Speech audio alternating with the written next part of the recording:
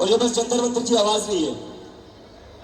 मेरी तबीयत खराब थी, मैं घर पर था, तो मैं कुछ देर इंटरनेट क्या लगा रखा है। अगर जहाँ जनता का भला हो, 16 मेट्रो स्टेशन बंद कर दिए। अभी अभी मुझे पता चला आज शाम से कैनॉट की दुकान भी बंद होंगे। हर जगह बैरिकेडिंग लगा रखी है। क्या होगा इससे? मतलब नरेंद्र मोदी पूरी दिल्ली को ठप करने के लिए तैयार है, लेकिन धर्मेंद्र प्रधान को हटाने के लिए तैयार नहीं है। ऐसा क्या मिलता है आपको धर्मेंद्र प्रधान से? ऐसा क्या देते धर्मेंद्र प्रधान आपको? लेकिन कोई बात नहीं, नरेंद्र मोदी भले दिल्ली ठप कर ले। मुंबई में बहुत बड़ा प्रोटेस्ट हो रहा है, नासिक में बहुत बड़ा प्रोटेस्ट हो रहा है, मिजोरम में बहुत बड़ा प्रोटेस्ट हो रहा है, जयपुर में प्रोटेस्ट हो रहा है, मध्य प्रदेश में प्रोटेस्ट हो रहा है, बैंगलोर में प्रोटेस्ट हो रहा है, चेन्नई में प्रोटेस्ट हो रहा है, इस देश के हर कोने में प्रोटेस्ट हो रहा है। तो जिस नरेंद्र मोदी को लग रहा था वो जंतर मंतर पर क्रैकडाउन करके 12 साल की लड़कियों का सर फोड़कर, लड़कियों के कपड़े फाड़कर आवाज दबा सकते हैं, वो देख ले देश भर में उनके खिलाफ प्रोटेस्ट हो रहा है। तो मैं नरेंद्र मोदी का धन्यवाद करना चाहता हूं। अगर नरेंद्र मोदी सोनम वांगचुक को यहां से उठाते नहीं तो हमारा प्रोटेस्ट इतना बड़ा बनता नहीं। सही है ना उन्होंने? अगर नरेंद्र मोदी 12 साल की लड़कियों का सर फोड़ने का ऑर्डर नहीं देते तो आज पूरे देश में प्रोटेस्ट होता नहीं। तो नरेंद्र मोदी जी बहुत बहुत शुक्रिया हमारे प्रोटेस्ट को इतना बड़ा बनाने के लिए। और उनसे बढ़कर सबसे ज्यादा शुक्रिया करना चाहूंगा मैं चीफ जस्टिस ऑफ इंडिया का।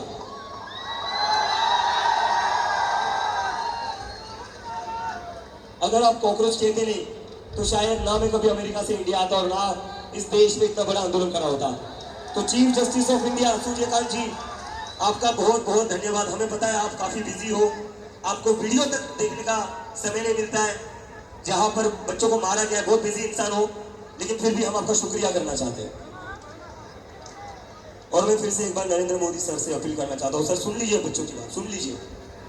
मुझे पता है आपका अपना परिवार नहीं है तो आपको बच्चों के बारे में ज्यादा पता नहीं होगा।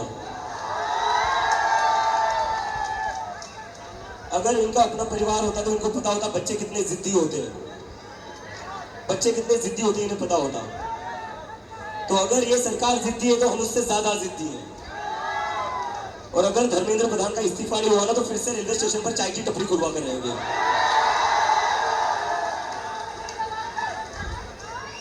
और जिस तरह इस देश को बेवकूफ बनाया है पिछले 12 साल में, उसके बाद तो कोई आपसे चाय भी नहीं खरीदेगा। और उसके बगल में फिर होम मिनिस्टर का समोसे का ठेला लगाना पड़ेगा होम मिनिस्टर को। और दिल्ली पुलिस से मेरी रिक्वेस्ट है, दिल्ली पुलिस से मेरी रिक्वेस्ट है, जिस दिल्ली पुलिस ने बच्चों को बेरहमी से पीटा, लड़कियों को बेरहमी से पीटा, लड़कियों के कपड़े फाड़कर उन्हें पीटा, पूरी दुनिया में आपकी तू-तू हो रही है, पूरी दुनिया में आपकी बदनामी हो रही है। फिर आप तो हो बदनामी के लायक, लेकिन आपकी वजह से इस देश की भी बदनामी हो रही है। इस देश की कैसी पुलिस है? आपकी वजह से हमारे भारत देश का नाम बदनाम हो रहा है। तो सुधर जाइए, दिल्ली पुलिस वालों भी सुधर जाइए, अपने देश की बदनामी मत करिए। और हो क्या रहा है? ये बीजेपी वाले क्या कर रहे हैं? दिल्ली पुलिस क्या कर रही है? चारों तरफ पत्थरों से भरे ट्रक लाकर खड़ी कर रही है। बीजेपी वाले अपने गुंडे भिजवाकर वही पत्थर दिल्ली पुलिस वालों पर फिकवा रही है। तो बीजेपी वाले पुलिस को पीट रही है, पुलिस हमें पीट रही है। तो पुलिस वालों आप लोग भी थोड़ा दिमाग लगाओ। हम लोग तो आपकी इज्जत करते हैं, आपको तो पीट रहे हैं, भाजपा के गुंडे आपको पीट रहे हैं। जिन लोगों से आप ऑर्डर ले रहे हो, जिन लोगों के ऑर्डर पर अपने 12-12 साल की लड़कियों का सर फोड़ा, वही लोग आपको भी पिटवा रहे हैं। तो अभी भी वक्त है, आप भी हमारी साइड में आ जाइए, आप भी हमारी साइड में आ जाइए। क्योंकि आपकी जो पेमेंट आती है हर महीने, वो पीएम केयर फंड से नहीं आती है, वो अडानी के ऑफिस से नहीं आती है, वो हमारे टैक्स के पैसे से आती है। और आप किसी एक पार्टी की पुलिस नहीं हो, आप इस देश की पुलिस हो, आप किसी एक पार्टी की पुलिस नहीं हो।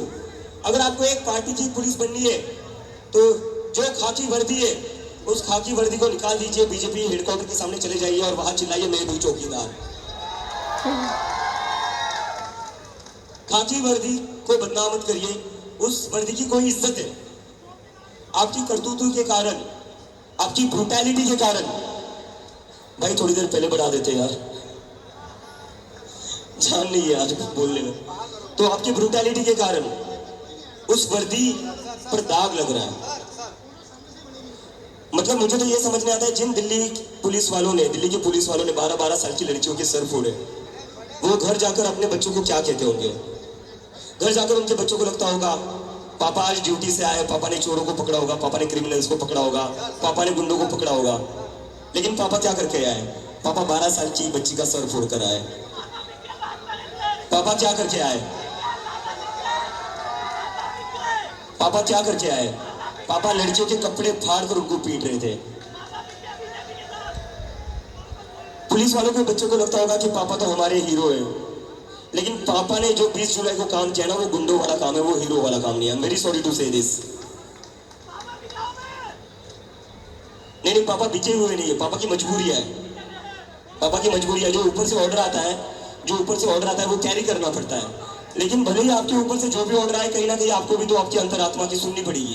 कैसे आपका मन मान जाता है, कैसे आपका मन राजी हो जाता है 12 साल की लड़की का सर फोड़ने के लिए?